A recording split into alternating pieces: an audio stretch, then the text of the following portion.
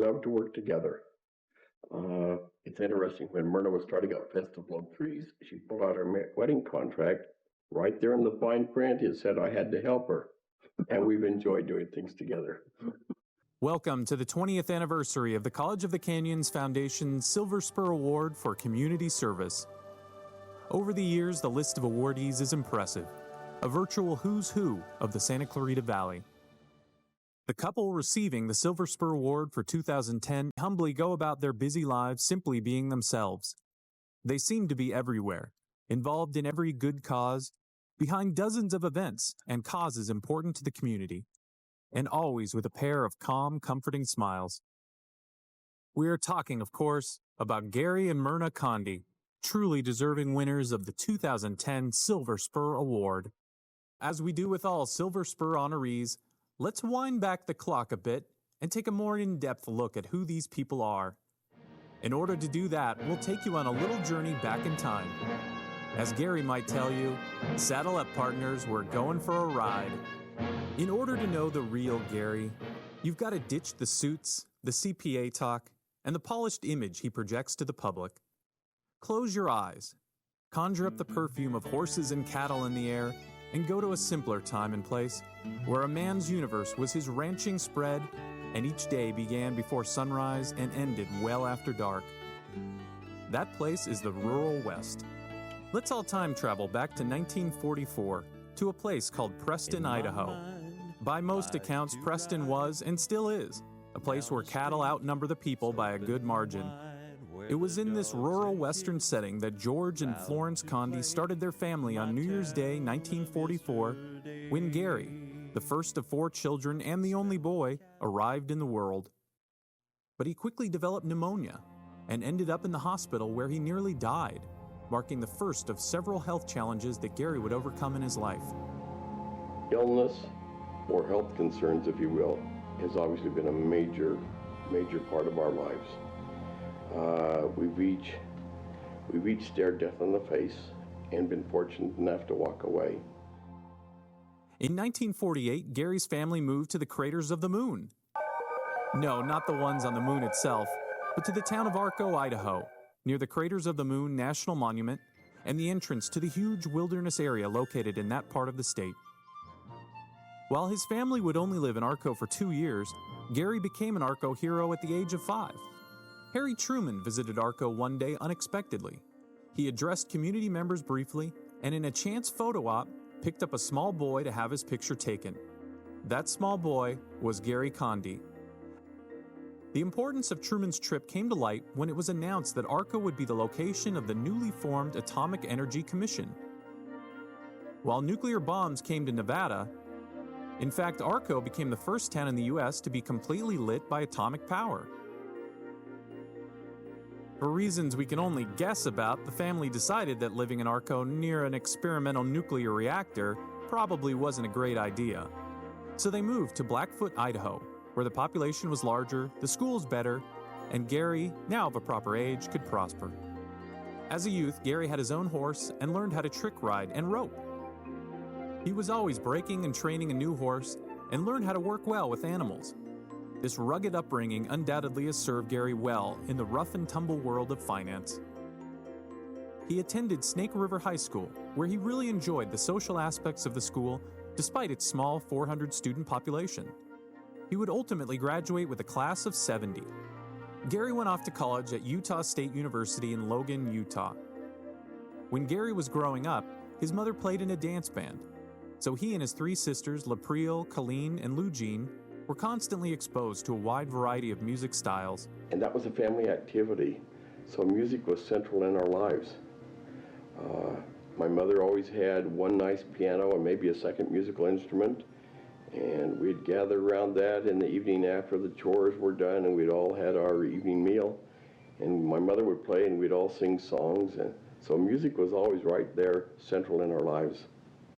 At the end of his freshman year, Gary was sent by the Church of Jesus Christ of Latter-day Saints on a mission, a customary activity for young people in their teens or early 20s.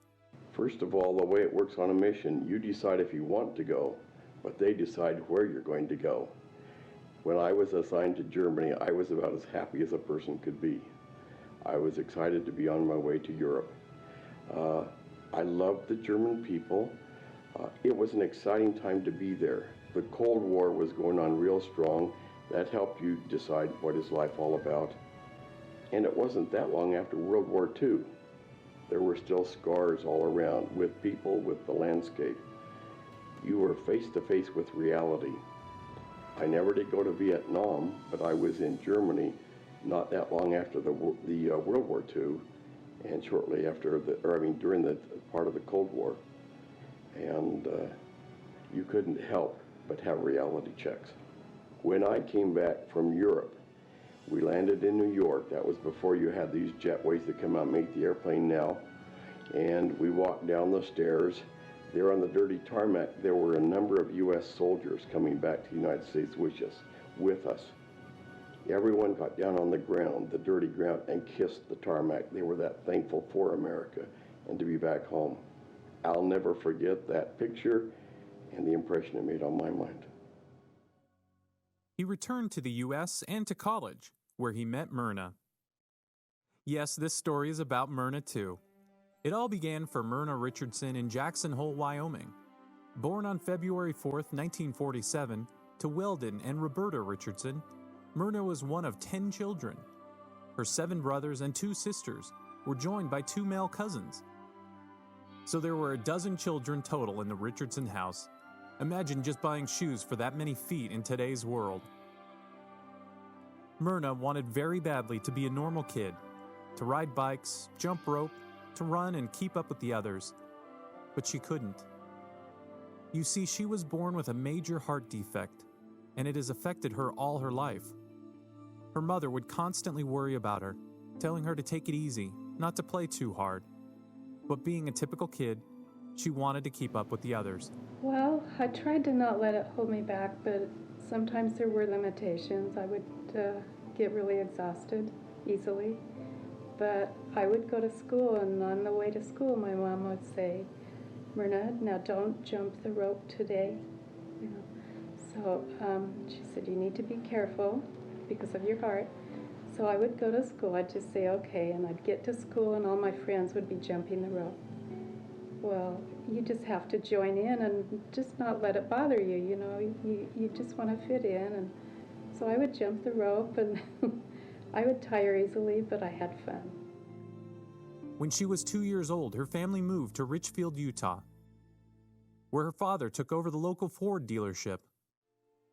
It was another of those rural, safe, and comfortable communities where you didn't have to lock your doors. Life there was good. Myrna's mother enjoyed the perks associated with being the wife of a local car dealer, since she was frequently able to drive the new, cool cars before others could. But it was always nice to see our dad at work and to be able to sit in the new cars, and sometimes we would get rides, demonstration rides in the new cars. And I remember riding in the first Thunderbird that came to southern Utah. When Myrna was 9 years old, her heart problems resurfaced, and she was taken to Salt Lake City for surgery. During the procedure, doctors realized that they could not fix her specific problem, so they closed up the surgery without repair. For 2 years, her fragile existence centered around school and trying to stay well by summering in Arizona. By 1959, doctors felt they had made enough advancements in heart surgeries to try again. So Myrna became one of the very first people in the U.S. to have surgery done by using the brand new heart-lung bypass machine. During that surgery, doctors were able to patch a couple of holes in her heart and repair a mitral valve by taking her heart out of her body, repairing it, and then putting it back in. After I had surgeries, then I had to recuperate quite a while. Throughout all of this, Myrna had great support, but she was also limited in what she could do. Heart bypass wasn't the only factor in Myrna's life. When a freeway bypass of Richfield was announced, Myrna's father sensed that his auto dealership days were at an end. So he sold the dealership and moved the family to Jackson, Wyoming, where he built a new Best Western motel. The whole family worked at the motel, and Myrna remembers famous guests like Lawrence Welk, Henry Fonda, and James MacArthur staying there. While Welk and Fonda are household names, MacArthur may not be. Most famous for his TV role as Dano in the TV show Hawaii Five-0, MacArthur was in Jackson in 1963 to film the movie Spencer's Mountain, the movie upon which the TV series The Waltons was based. Seems that our very own Myrna was approached by a Spencer's Mountain producer in the motel one day who asked her if she wanted to be in the movie. She agreed, of course, and can be found in the graduation scene with MacArthur. Will present the scholarship medal.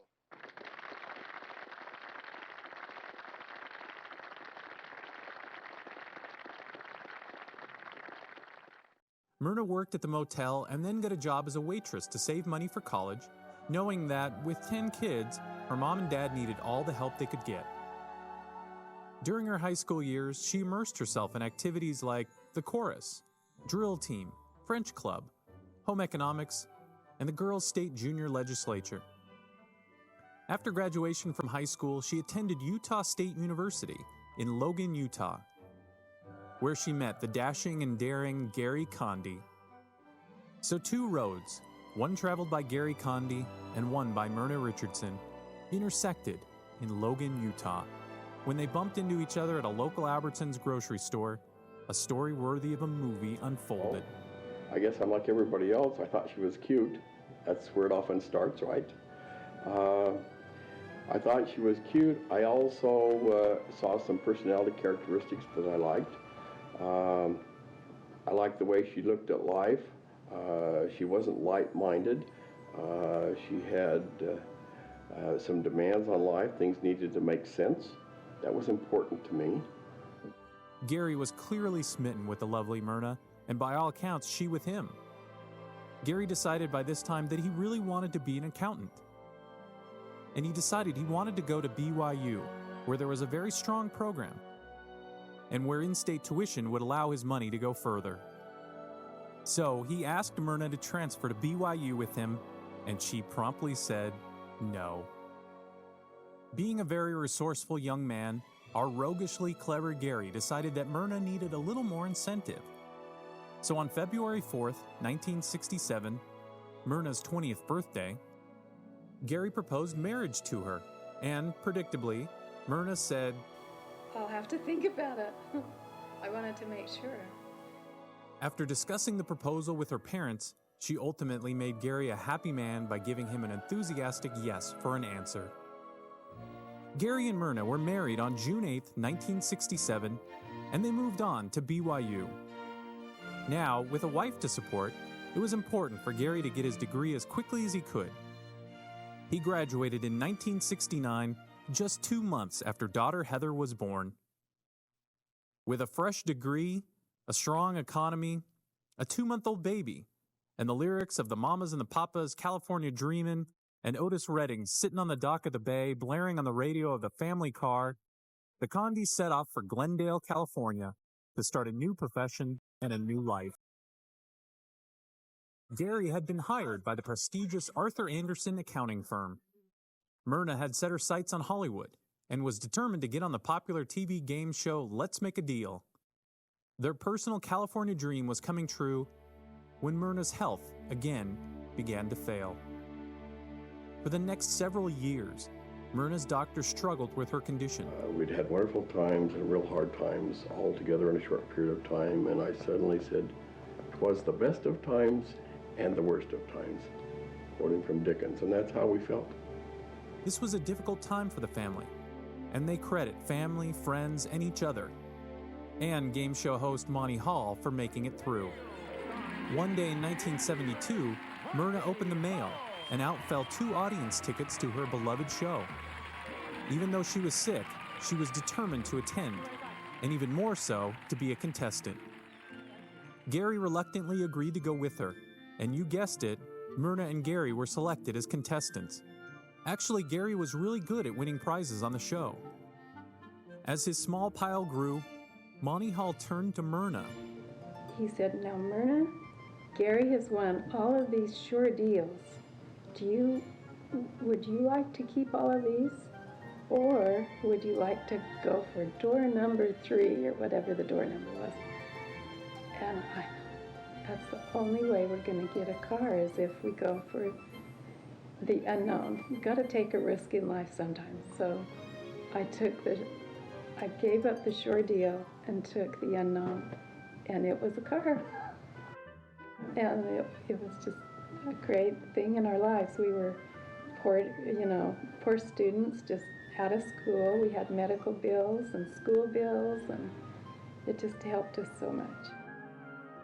In 1974, about the time that daughter Heather was getting ready to enter kindergarten, the family decided to move to Valencia, where the schools had an excellent reputation. Then, in 1975, Gary decided to leave Arthur Andersen and set up his own accounting practice in the Santa Clarita Valley, actually on Lyons Avenue. His practice took off, and he was joined by former Arthur Andersen colleagues Brian George and Terry Martin. They practiced together until the mid-'80s, when Gary took a break from public accounting and went to work directly for Tom Velos. Myrna, in the meantime, was doing better health-wise and focused on making clothes for Heather. She was also sewing quilts and crafts, and even making custom wedding gowns. The skills that Myrna had developed blossomed when she and Heather collaborated in making prom dresses. Heather would design the dresses and Myrna would create them. Heather loved every one of them, and soon all of Heather's friends wanted an original made by Myrna dress too. As the family was growing comfortable with their lives in Valencia, something far more sinister was growing inside of Gary. In 1981, he was diagnosed with a golf ball-sized tumor in his brain. Delicate surgery removed the tumor, but he never would regain the hearing in his left ear. And his sense of balance was affected, so he actually had to relearn how to walk. Myrna lovingly attended to Gary during this time, but 8 months later, she began having problems of her own. Her heart was beating too slowly, and to stabilize her heartbeat, she had her first pacemaker implanted. A few short months later, the pacemaker malfunctioned, and she had to have it replaced. These were hard times for the family. You don't have to do that very many times before you feel the refining effect. It either makes you a better person or bitter. We chose not to be bitter. Gary was still recovering from his surgery, but there were questions about whether he would recover enough to support the family. The pacemakers had stabilized Myrna's heart, and she decided to go back to college and earn her degree so she could help out financially. After 4 years, including time out for another pacemaker surgery, Myrna proudly earned her degree in home economics with an emphasis in clothing and textile science the same year that Heather graduated from high school. Both Gary and Myrna come from large families, and through the years not having the clutter, activity, and noise, and the wonderful pandemonium that lots of children bring to a house was missing. They wanted to remedy that by adopting children. We tried to adopt, but because of my heart situation, they said, no, you're doing fine now, but let's not rock the boat. And so they said, we won't even sign for adoption. But then one day, social worker said, you know, if you really want more children, we were so persistent, but they finally said, if you really want more children, you could have some that are older that can walk and take care of their own laundry and their own physical needs, and have them live in your home, because we have a big need for a place for children like that to go to. Over the years, they have had at least 15 young people live with them at one time or another, and who are still included in the family circles today. Gary and Myrna are overjoyed that many of their foster children's children call them Grandma and Grandpa. Through the years, Gary and Myrna have lived in 8 different homes in the Valencia area. Their lives have become irrevocably intertwined with our own Santa Clarita Valley. Gary's professional credentials continued to grow, and while working hard at the Condie and Wood CPA firm, he has been recognized for excellence in his field. He has served as the president of the Los Angeles chapter of the California Society of CPAs, and has served several terms on the California State Board of Directors with the CPA Society, both with the Los Angeles chapter and at the state level. He has received numerous awards for his service to the accounting profession, being named one of the top 25 CPAs in the greater San Fernando Valley area by the Los Angeles Business Journal. And he recently received the 2009 Public Service Award from the California CPA Society at their 100-year anniversary gala. He has been voted one of the 51 most influential individuals in the Santa Clarita Valley by the Signal newspaper, and was the Valley's Man of the Year in 2005. Gary has also found time to be the founding chair of the Henry Mayo Newhall Memorial Hospital Foundation, co-founder of the Boys and Girls Club, co-founder of the Facilities Foundation, co-founder of the Festival of Trees,